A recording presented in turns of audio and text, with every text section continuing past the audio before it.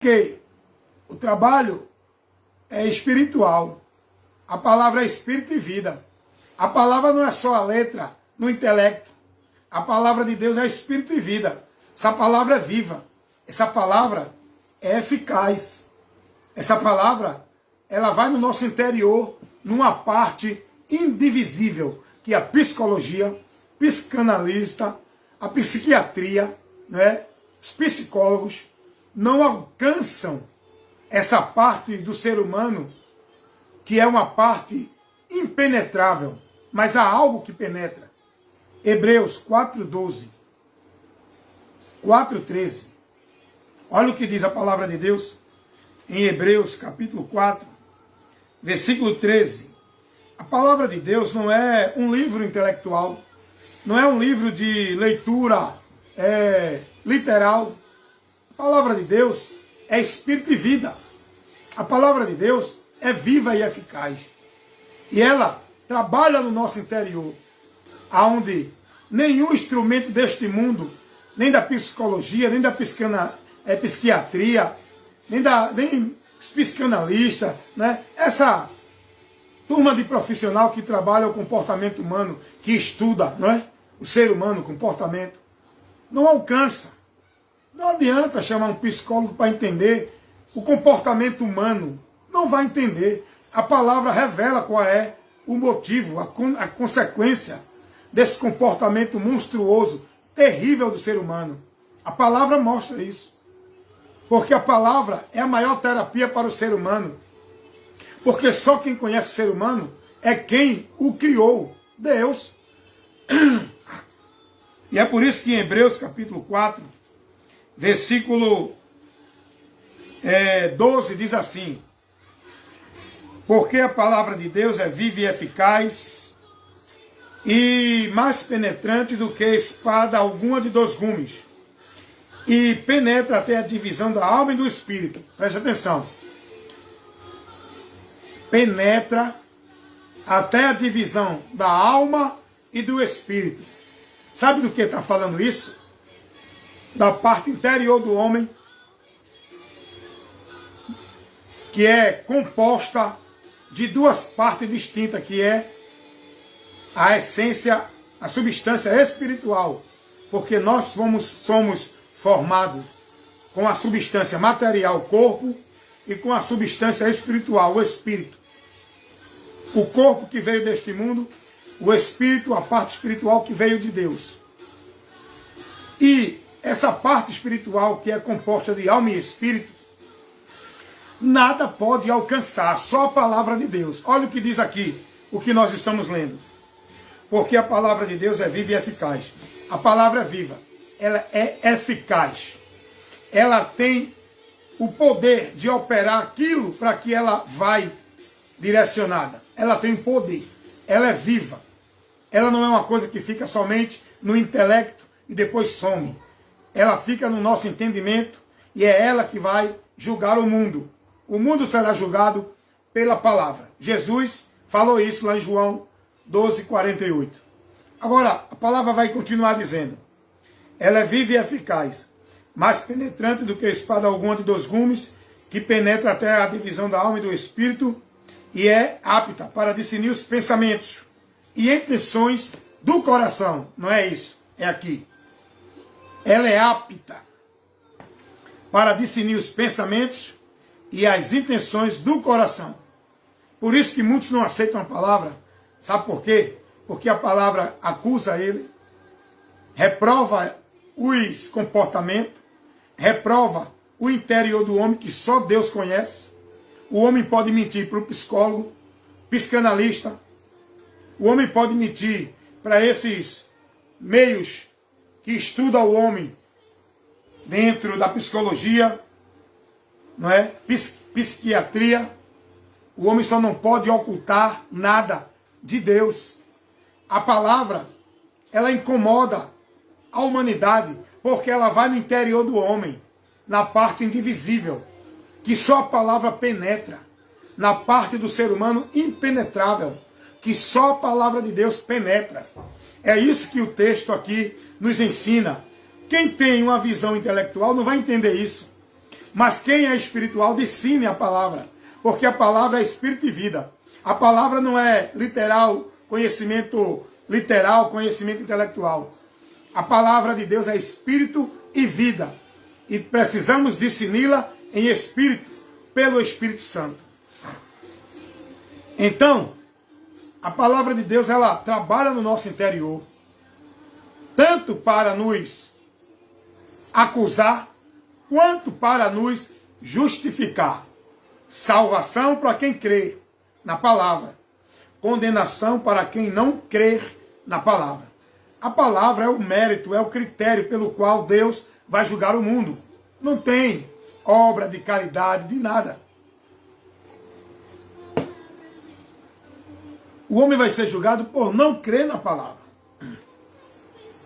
Por não ter dado ouvido à palavra que foi levada a ele, para lhe iluminar a mente, esclarecê-lo, mostrando a ele, não é, a manifestação da graça, do amor de Deus, a porta, a saída, o meio da salvação.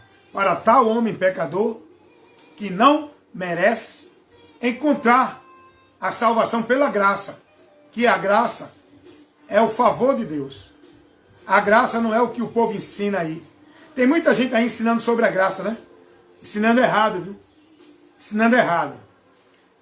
Então a palavra de Deus está dizendo que a palavra, essa palavra, que é a palavra de Deus, ela é mais penetrante do que a espada de 2 gumes. Isso é uma simbologia da arma dos romanos. Uma espada que tinha afiada, que quando penetrava, cortava os 2 lados. Era fatal.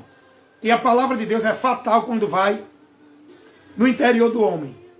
Ela é apta para discernir os pensamentos e as intenções do coração. Ela mostra ao homem seu erro. Ela mostra ao homem sua condenação. Ela mostra ao homem também a salvação. Deu para entender? 2 gumes? Então, a gente tem que entender o que é a graça de Deus. Deixa eu falar um pouco sobre isso.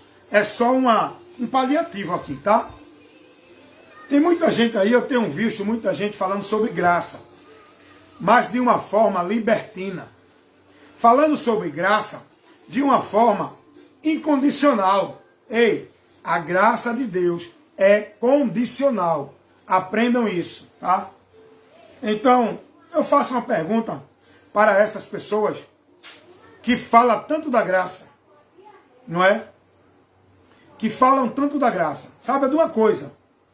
A lei foi abolida para quem está em Cristo. Porque a lei não tem mais poder para quem está em Cristo.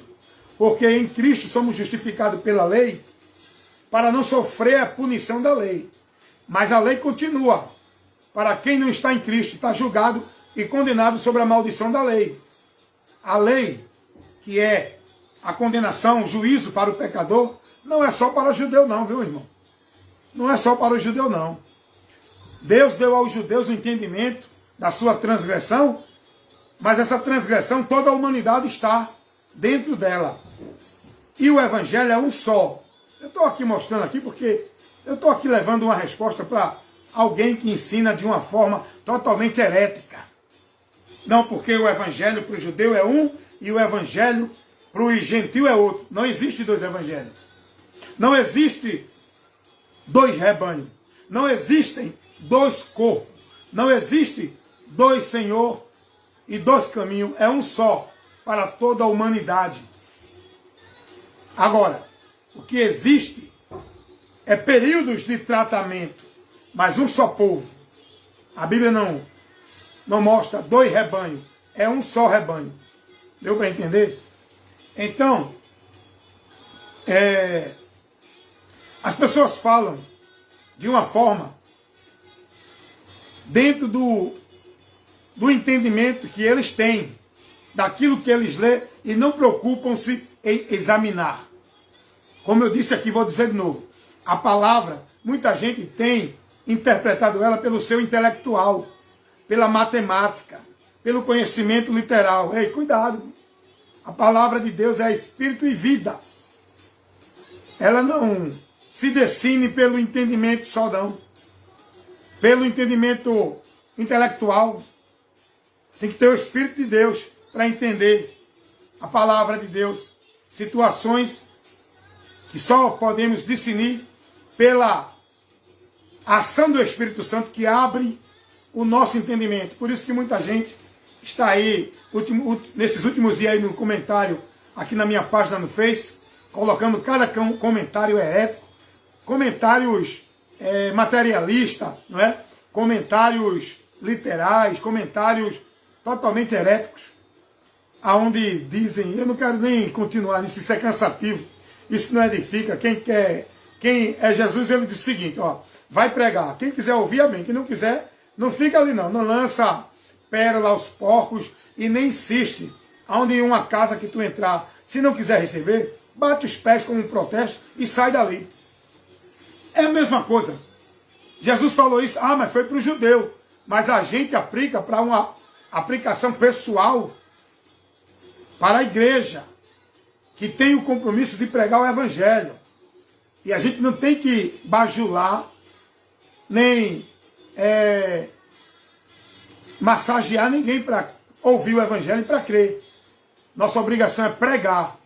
Quem crê, que crê. Quem deixar de crer, que deixe. Nós não somos chamados para bajular ninguém. E nem para insistir. É pregado. Quer ouvir não? A gente vai para outro. Sabe por quê? Porque Jesus disse, ide e pregai o evangelho a toda criatura. Não é só para judeu não, tá? Se você olhar a palavra, está no geral, humanidade. Toda criatura. E Jesus falou isso lá em Marcos. Que alguém diz assim, não, mas Marcos foi escrito para o judeu. Estava ali dentro do contexto para os judeus. Mas o que Jesus ensinou é para o mundo inteiro. O evangelho que Cristo trouxe não é só para judeu. É para grego, gentil, para todos. Porque é o poder de Deus para salvar. Não é só judeu.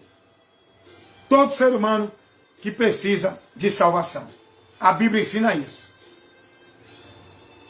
Jesus, ele vai dizer que o amor de Deus foi manifesto ao mundo. Mundo aqui é no sentido de humanidade, não é ao judeu.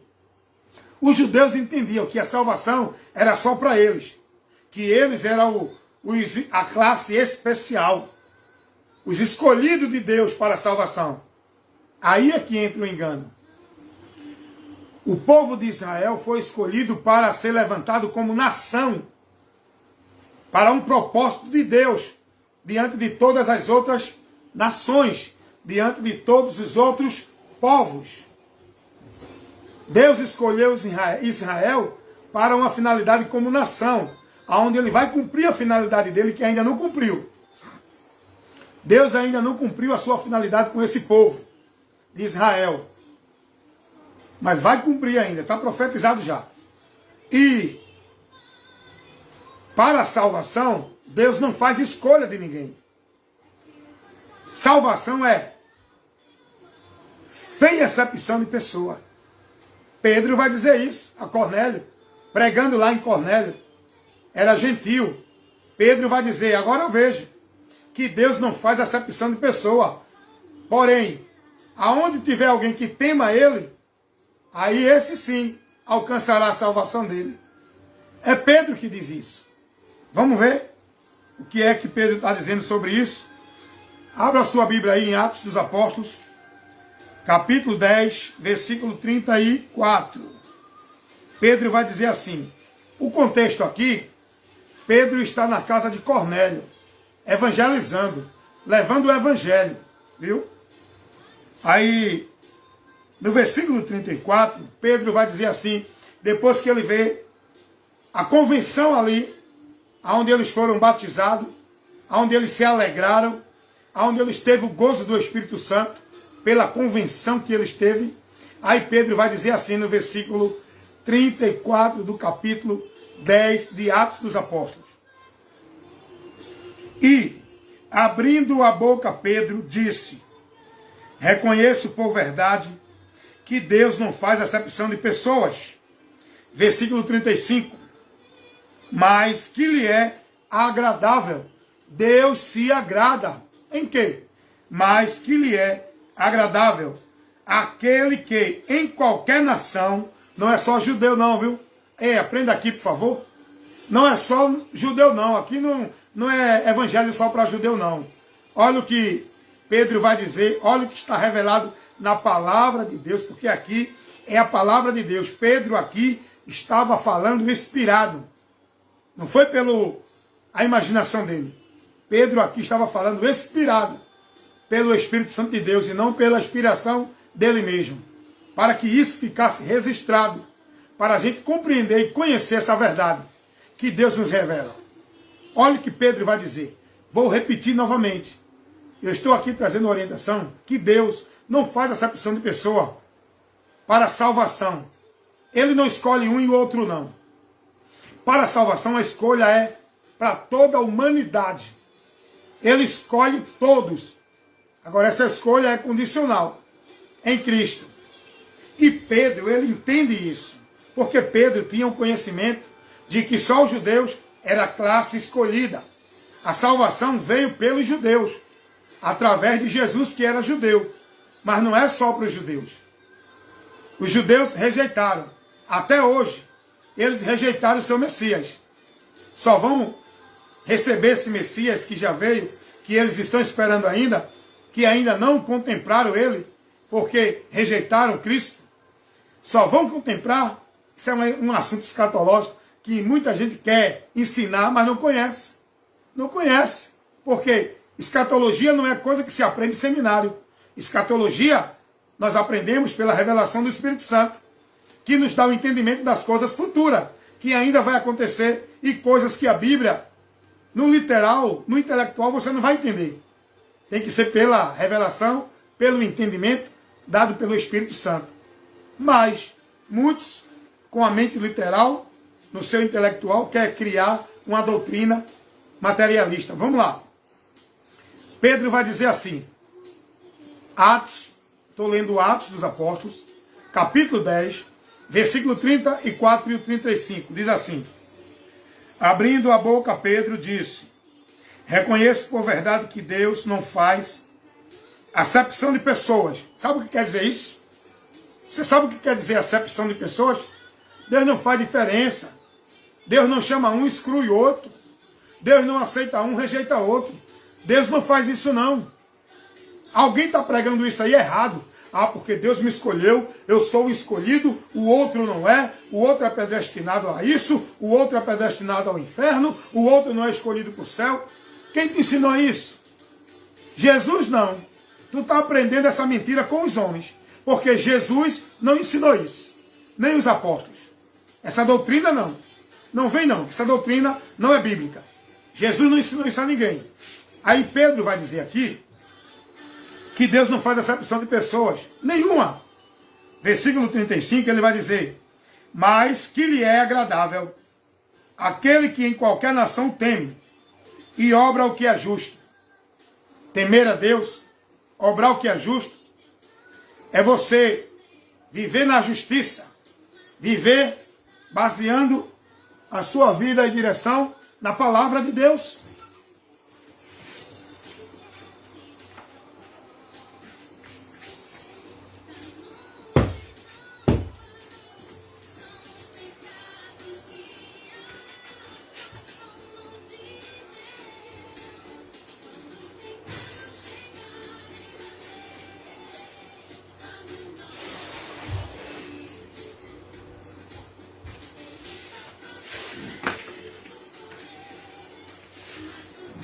Dei uma saidinha aqui, irmão, que eu fui ajeitar um negócio ali que estava fora do lugar.